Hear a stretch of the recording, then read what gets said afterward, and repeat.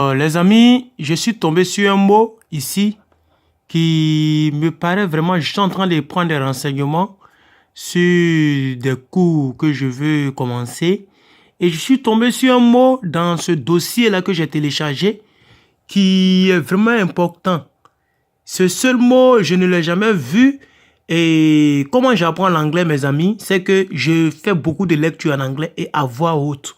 Mais ce mot-là, je ne l'avais jamais vu à part aujourd'hui. Vous voyez, inquiries.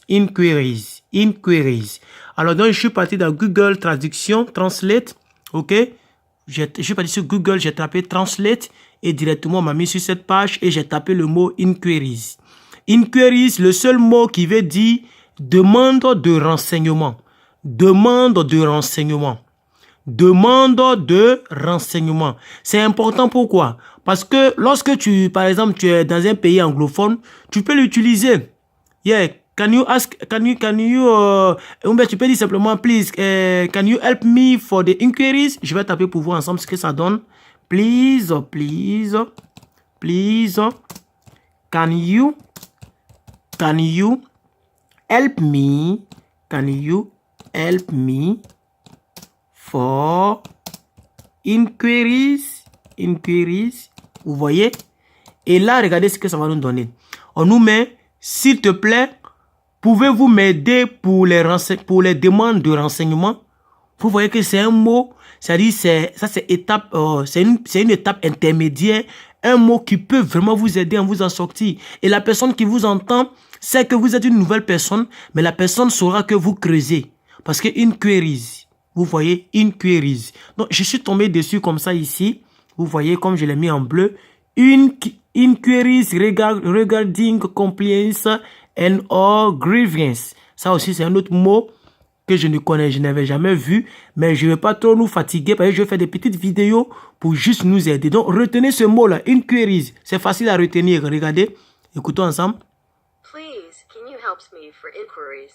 Voilà. Please. C'est pourquoi j'ai mis la virgule. Please, can you help me for inquiries? S'il te plaît, est-ce que tu peux m'aider pour des renseignements? Vous voyez? Donc, inquiries, c'est un mot qui est facile à retenir. Voilà. Le RIS, là, c'est inquiries. Quand vous voyez un S comme ça, avec un I comme ça, c'est au pluriel. Donc, je vais voir si ça tombe. Inquiry. Voilà, enquête. Vous voyez comment c'est enrichissant? Parce que je sais que les mots en anglais, lorsqu'on met I, E, S, c'est au pluriel. C'est un mot qui est au pluriel. C'est pourquoi on dit demande avec S et renseignement avec S. Donc, je sais que ces mots-là, à la fin, c'est Y normalement. Quand je mets Y, on me dit les enquêtes. Vous voyez? Donc, inquiry. Je pense que c'est ça. Inquiry. Voilà, inquiry. Donc, inquiry, vous voyez, inquiry qui veut dire enquête, faire des enquêtes. Or, faire des enquêtes, c'est chercher quelque chose.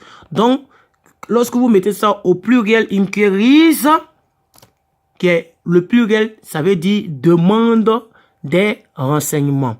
Donc, please, can you help me for the inquiries? Vraiment, c'est un niveau intermédiaire qui peut aider chacun et chacune d'entre vous. Ok, je pense que ça vous a aidé. Si c'est le cas, mettez un pouce bleu, abonnez-vous. Parce qu'à chaque fois, je vais faire des petites vidéos comme ça en anglais. Je suis décidé à partir de ce jour-là. Aujourd'hui est le 2 janvier.